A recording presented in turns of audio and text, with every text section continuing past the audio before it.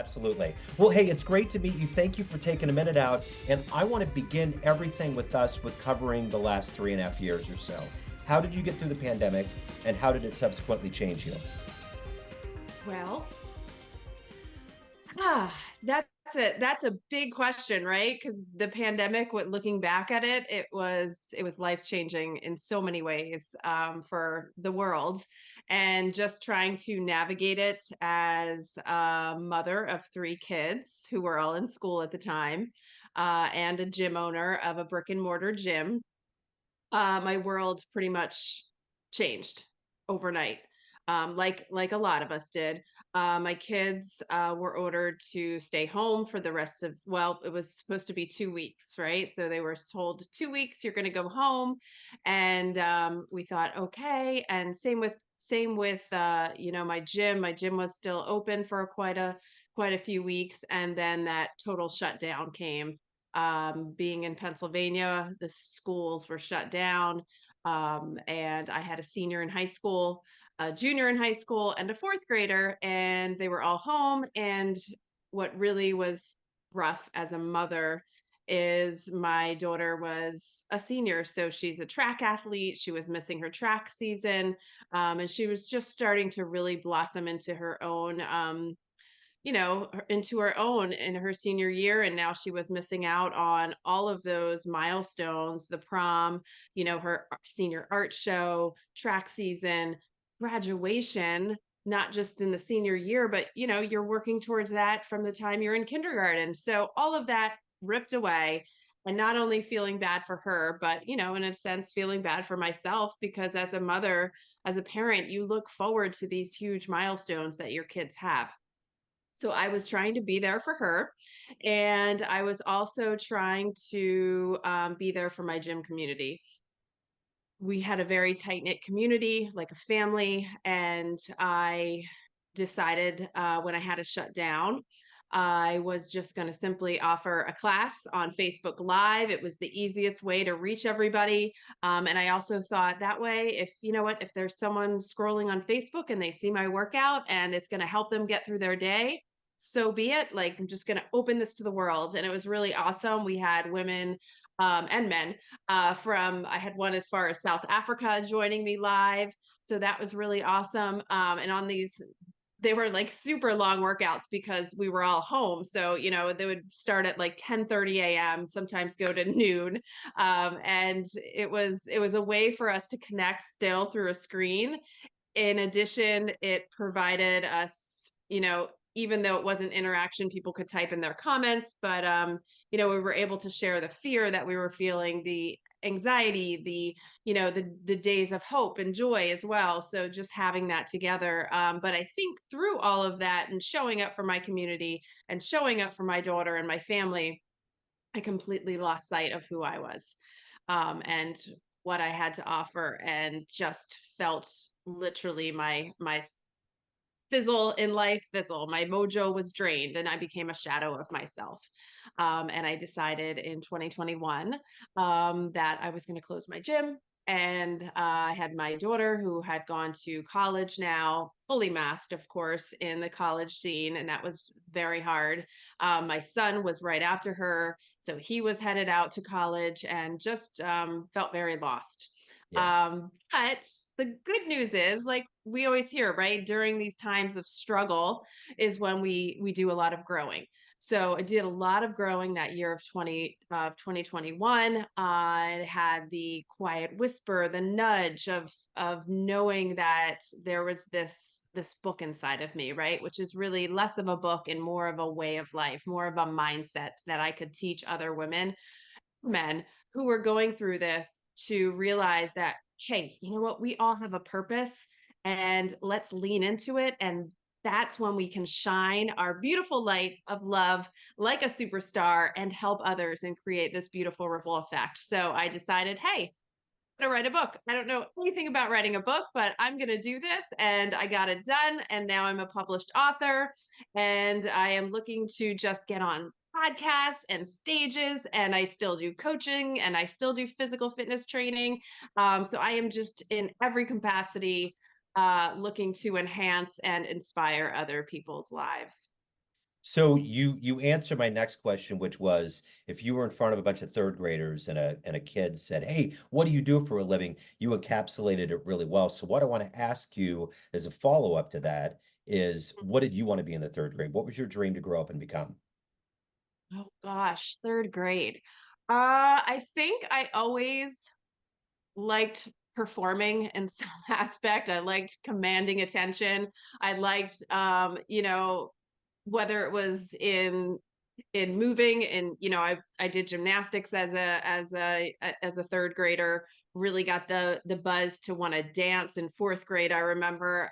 So I always loved being physically active, feeling that energy, and also being able to inspire somebody else through moving, whether it was, and then later in life I played field hockey, you know cheerleaded, dance. So all of that, I think I always just wanted to be leading and inspiring through movement and energy. So clearly this has been a part of your DNA. Take me back to where you were born and raised and how you got to this point where you aren't afraid of the stage and you do like to be very active. How did all of that become you? Yeah, I would definitely say it's my parents. My parents are awesome. They're still together. They're married almost 50 years as we speak. Wow. So just really awesome, inspiring parents that uh, were encouraging both my sister and I to always try different activities. From the time it was a preschool gymnastics. So they signed me up for that preschool gymnastics. It was the 1980s where everybody was into skiing, alpine skiing. So we skied as a family. In addition, they both were great role models. I had a membership at the YMCA. I still have my membership card from when I'm like probably less than 3rd grade. So we would go to the YMCA together. My dad eventually trained and ran, I think, 7 to 8 marathons. My mother was always in the aerobics room doing aerobics. And so it was just a way of life for us. And I don't think they realized the impact that it actually had on me to see them so active and just having fun with movement. So who's been a hero for you in your life? Well, I would have to say my parents, definitely. Yeah. Um, yeah, they're like I said, and they show up. They don't just walk the walk, they talk the talk, but they also show up as not just as a parent for me, as grandparents for my kids. They're at every single event that they possibly could be. And now for their great grandson as well. So they are present, and they are active, and um they lead with love. And I think for me, that's what I want to exude in my life. When someone meets me, I want them to feel like, wow, she's authentic, she's real, she is full of beautiful energy, and you can feel the love, just like sunshine. So speaking of that notion, if you could meet anybody out there in the world that's alive today that's an inspiration, who would you love to meet and talk to? Golly golly, these are thought-provoking Yes, questions. I'm waking you up. Okay, okay, I'm gonna have to think on this one. Okay. Play some music. Do Okay. do Do, do do, do do. do do do. Oh, We can circle back to it. let me circle back. Let's circle back because We're I'm coming gonna write back. it down and I'm gonna jot it down when I think of it. Okay. So, what is the motivation for you every day? You obviously have a lot of energy. You're trying to help people. What is that motivation for you to wake up every day, to be who you are, to not only help people, but to evolve as a person? Yeah. Well, I think here's the secret is that I don't wake up every day feeling like this. Yeah.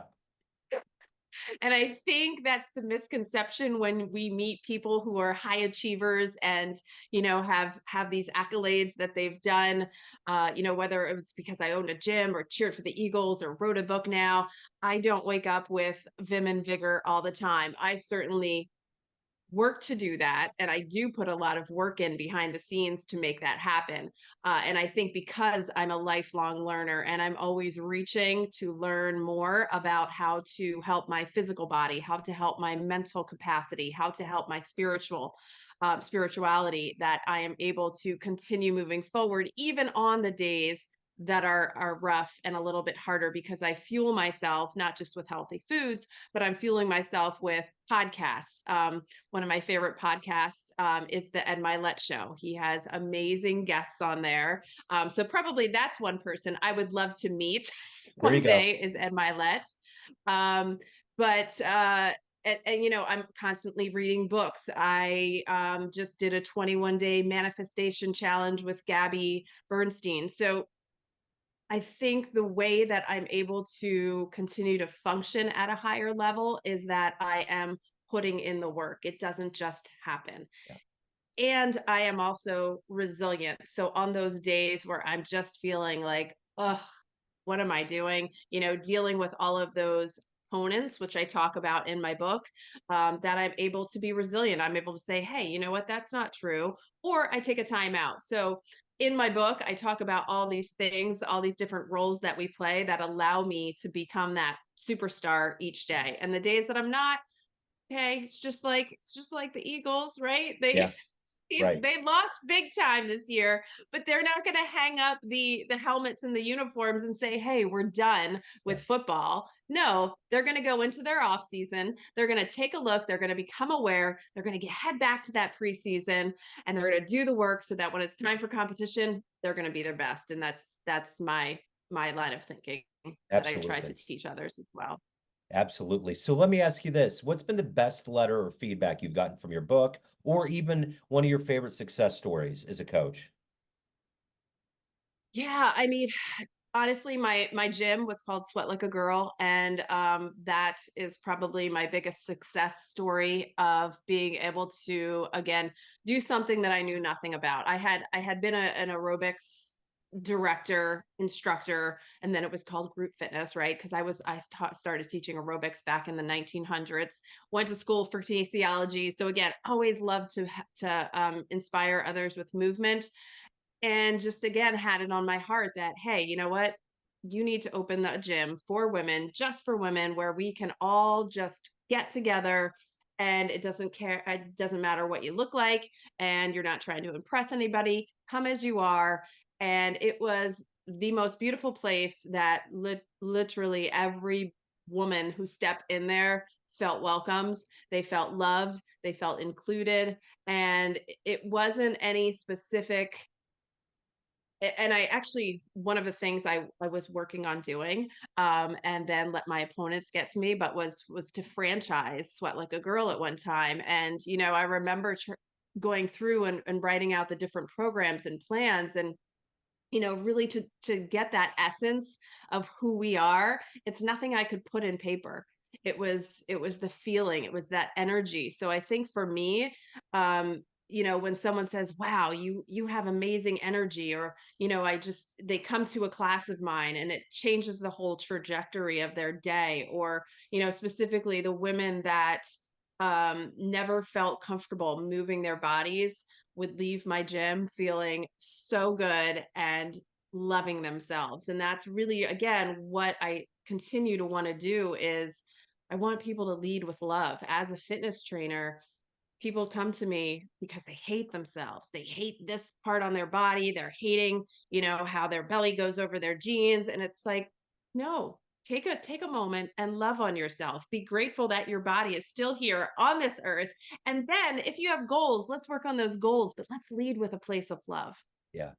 So let me ask you this. If you had a dream tonight and ran into, say, a 20-year-old version of you, and you could give that young version of you a piece of advice based on the wisdom you've gained in your life up to this point, what advice would you impart on that young version of you?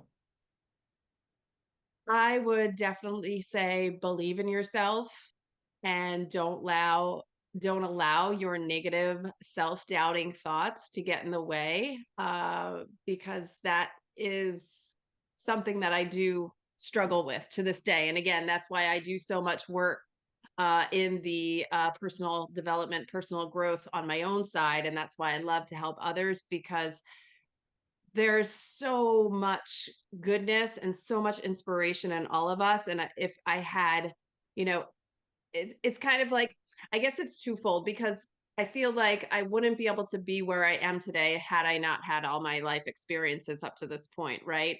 Yeah. However, looking back, hindsight is always 2020. So, could I have expanded my gym into a franchise, not to just, you know, work with the women near me, but all over?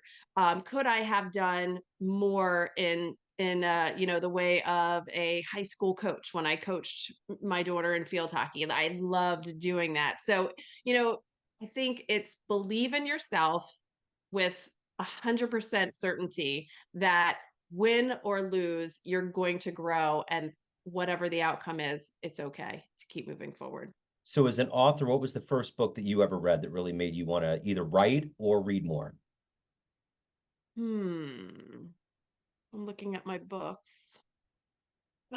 You know what? I don't know that it's any specific one. I think it's a culmination of just being around the personal growth. Like once you get into that personal growth room, so to speak, like it becomes like something like you want to learn more of. In addition, actually I just thought of this now, but my dad actually had gotten into reading a lot of self growth, self-help books. He read when I was in late high school and college, I think it was Dan Millman. Yeah. Do you know, Yeah. I can't remember the book, The Yeah. Warriors. Yeah, so that was probably my first introduction to that style of book. Um, so so yeah, I think it's the culmination and just knowing that again,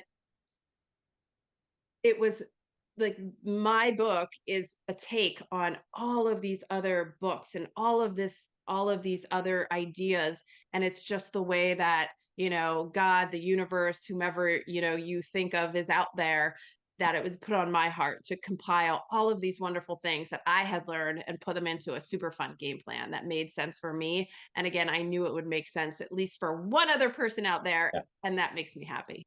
So at the end of the day, everyone has a perception of you, family, friends, everybody that you work with, everybody that gets your book, but you run the show. What's your perception of you? Who do you think you are?